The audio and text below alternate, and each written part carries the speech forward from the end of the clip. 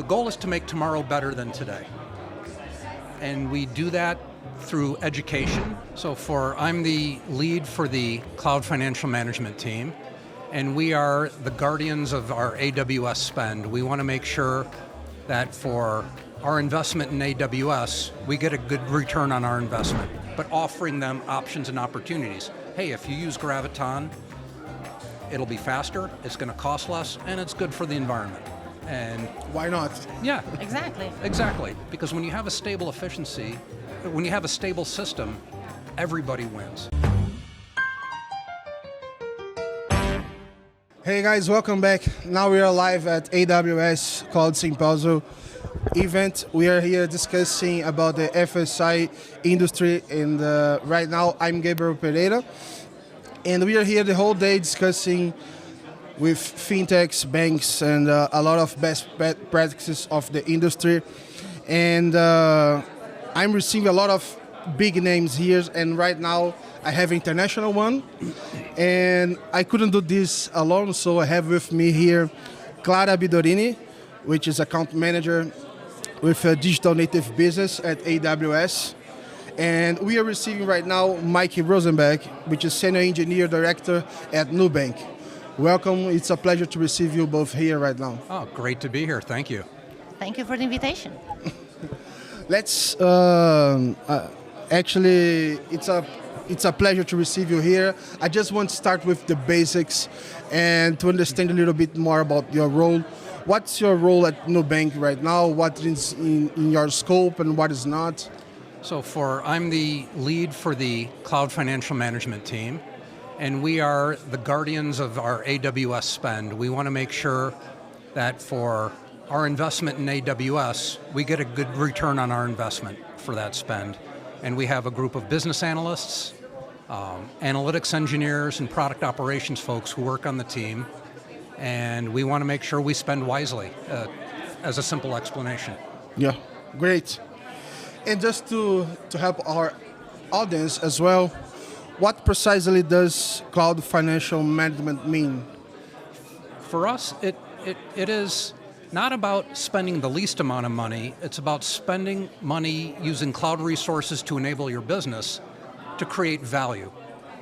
And that getting a return on investment for that. Because AWS, is, as we all know, is a pay-as-you-go expense. We pay that bill every month, and Nubank as an enterprise wants to create great products, serve our customers, and also return to our shareholders a return on investment for their putting faith in us and buying our stock.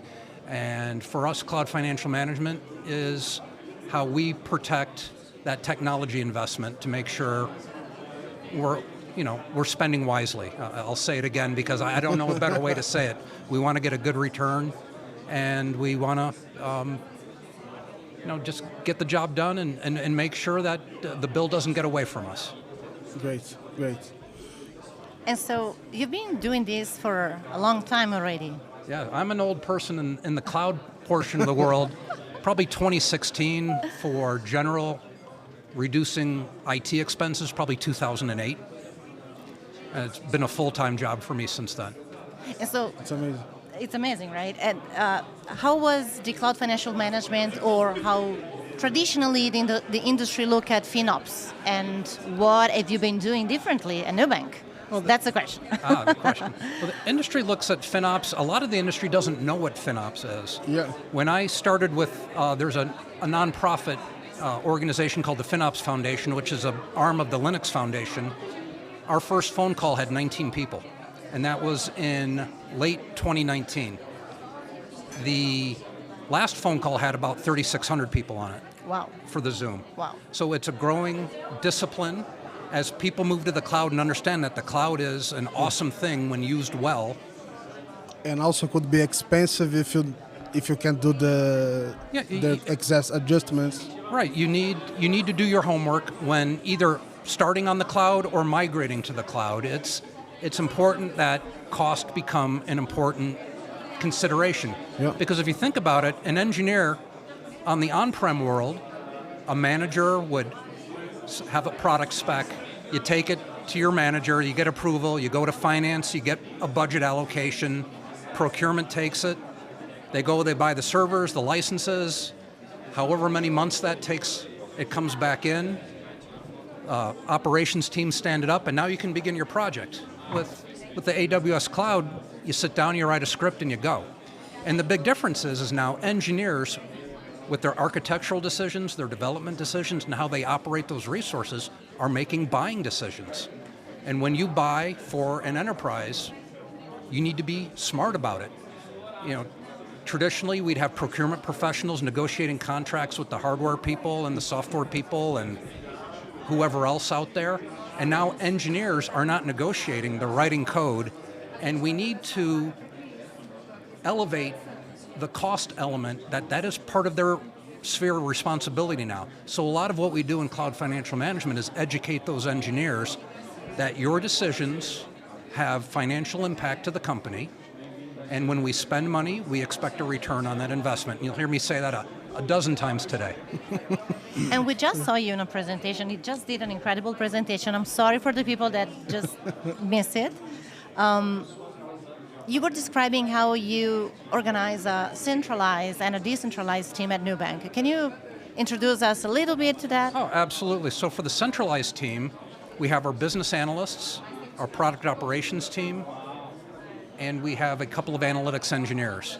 Our product operations team operates the licensed software that we used because we use a third party to visualize and manage our costs for measuring and monitoring, separate and distinct from Cost Explorer and the AWS tools. The analytics engineers take that. The AWS publishes the cost and usage report. That's the most granular data telemetry for cost information. They build data flows and streams and tooling so we can visualize it, analyze it, and make sense of the millions and millions of rows of cost data we generate a day. And then we have our business analysts. And they're our point of governance for pushing out best practices, making sure our business units get education, making sure we follow all the regulatory and compliance issues. We live within our budget and all those good things. And then the decentralized team is made up of our cost champions. So embedded in each business unit at Nubank, for our larger business units, are cost champions. And that's a senior engineering person who's got the perspective of the roadmap. What's important to the business unit? What are their goals and objectives? They've got that inside context that we don't have on the outside. So for every business analyst, they have a cost champion from a large BU, a medium-sized business unit, and they may have 1, 2, or 3 from a smaller business unit to work with. So when we say, when AWS says, hey, there's a cool thing that might be useful, we use those business analysts to convey the information to the cost champions, and the cost champions are our force multiplier to go talk to the engineers in the respective business units. So it's kind of a 3-tiered approach. Amazing. And this is how the things are working right now, isn't it? Yes, sir. How was the process of changing the culture and the mindset of the people to get there? Oh, that's it. Cloud financial management, Clara said, I just gave a presentation and I said first and foremost it's a people problem. It's showing respect for the engineer, and I got a couple of principles. We never blame the past. If I walk in and say you should have done this, you could have done that. As I like to say, I started Nubank in April of 2022. Nubank had at least 70 million customers at that point in time. And I'm going to tell somebody what you did was not effective, but yet we have 70 million customers in 3 countries with wonderful products that our customers fanatically love and use. I'd get no respect. Yes. Yeah. So the goal is to make tomorrow better than today. And we do that through education. We do a lot of, Clara and her team did a fantastic job of putting together education curriculum that we're going to roll out internally to my team first because we've got a lead, then to the cost champions, and then eventually we'll get that out to the engineers as a part of onboarding. And they've got some great courses and a great plan. And the goal, again, is to teach the engineers that you're not just coming up with an amazing product that solves a customer problem, you're making an amazing product that solves a customer problem that we need a return on investment for because we're a public company and we have an obligation to our shareholders. Great. And people really look look for Nubank as a benchmark and look to see like good practice. And when you presented the case, you were discussing about the principles of stable efficiency and how you're managing this. I'd like to understand more how what are the main principles of this and how this is working right now in terms of cost efficiency, because I think I'm not, it's not hard to say that you are leading the market in terms of best practice of cost efficiency and what you're doing. So I'd like to understand more of this secret sauce that you're doing. Well, stable efficiency is the theme in our global platforms for 2023. Efficient systems, first and foremost, cost less. Crashes cost money. Crashes disrupt the customer experience.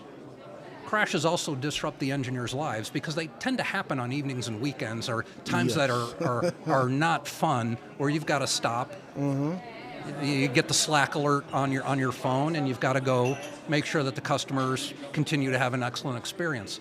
So the focus, cost isn't the most important thing, and I'll circle back on that. Because when you have a stable efficiency, when you have a stable system, everybody wins. And a lot of cultures, they promote the firefighter, the person who gets that call in the middle of the night. They come in and they fix the problem and everything's back to normal. And then you do your retros and you go back and figure out what went wrong so you make sure it never happens again. We want to promote fire prevention. The system that never crashes is my favorite system. From my perspective, I've got cost predictability. From the customer's perspective, they know they can count on that application whenever they need to use it for whatever product they're using of ours. And engineers get to sleep through the night. And so everybody wins. So for us, that's a predecessor to cost. And when I mentioned before, cost is not the most important thing. It's security, stable systems,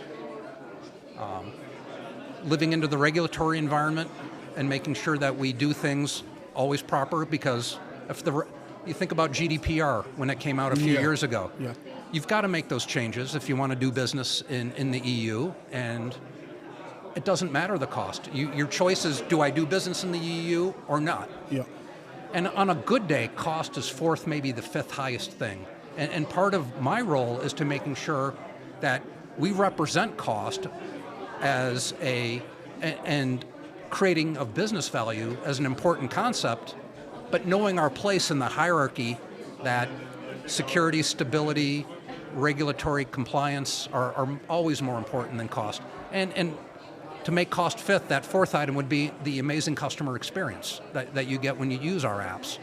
And if it costs a little bit more, that the customer enjoys the app and they become a Nubank fanatical customer, and that's the right thing to do, then cost knows its place in the hierarchy of things.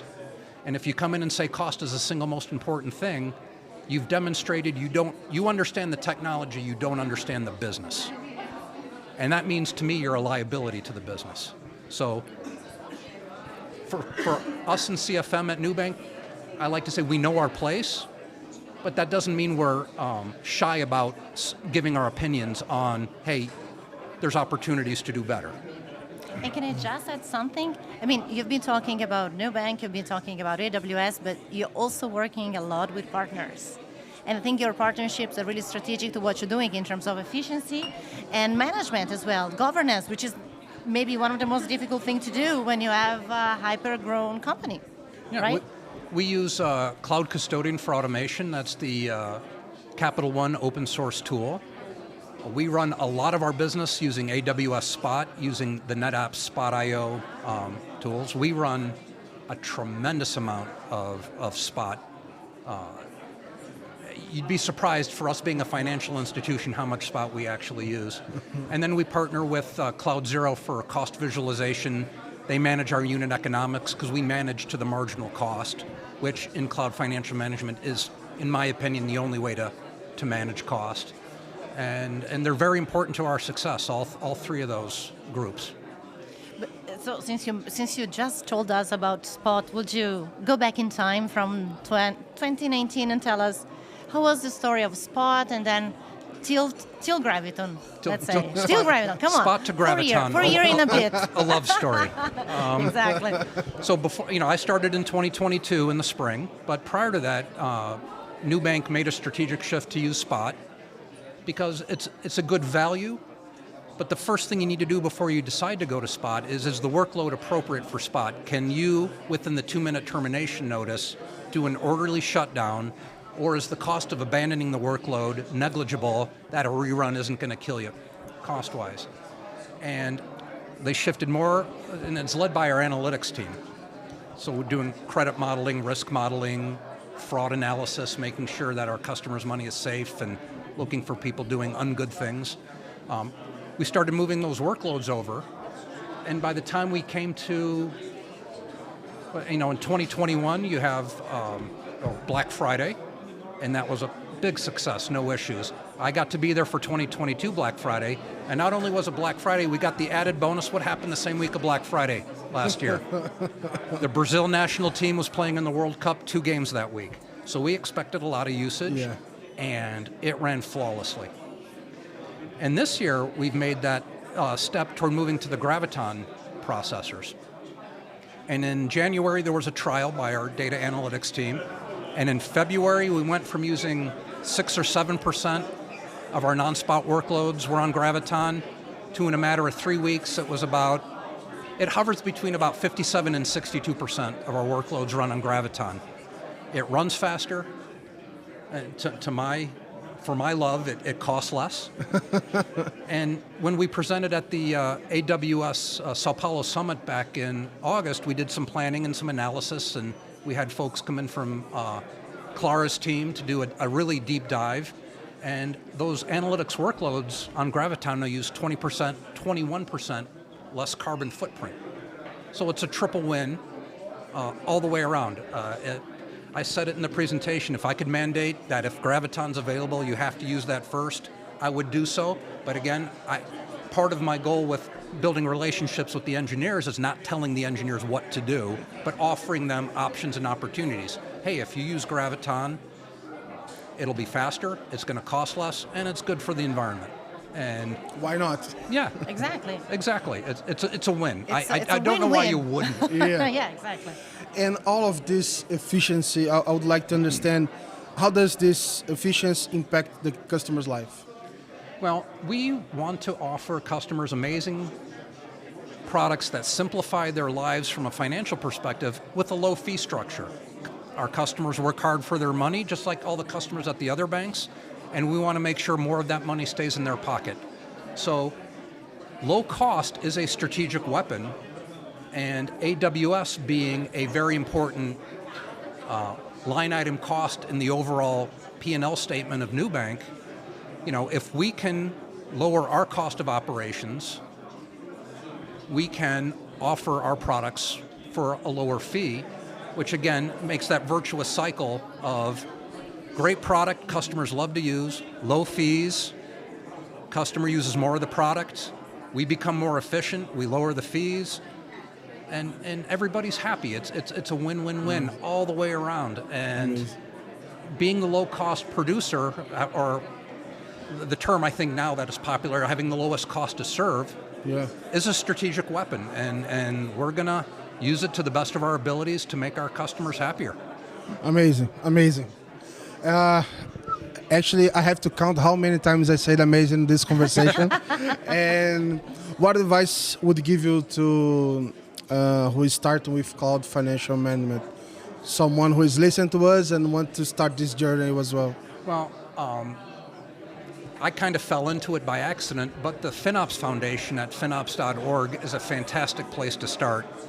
AWS, if you're already taking that journey, also has a bunch of great education and resources available that you can learn from. When I worked at AWS a few years back, they've got a cloud financial management blog. I've authored, 8 or 9 different blog posts on there, but somebody's posting probably 2 or 3 articles every 2 weeks on that blog. Read, educate yourself. Another key element is have empathy for the engineers. Help them understand how they impact cost. Don't talk to them like they're, just because they don't know accounting doesn't mean they're not smart people. It's a domain of knowledge they have not had to work with in the past, especially in an on-prem world. But in a cloud world, a good engineer gets the job done, a great engineer gets the job done and expands or holds margin. And we want to make great engineers. So help that engineer along with their journey and educate them with empathy and be a good person while you do it. Yeah. I think that this should be mandatory in every journey. I'd like to thank you for your time, Mark. It was a great chat. For your time as well, Clara. I'm pretty sure that we had valuable insights here, great history to share with our audience. And unfortunately, we didn't have more time to continue this conversation. Thanks again for being here. Oh, thank you for having us both. I appreciate it. Thank you very much. Thank you. Obrigado a todo mundo que acompanhou mais um episódio aqui direto do Simpósio da AWS, de FSI. E acompanhe que a gente volta com mais novidade aí já na sequência. Obrigado.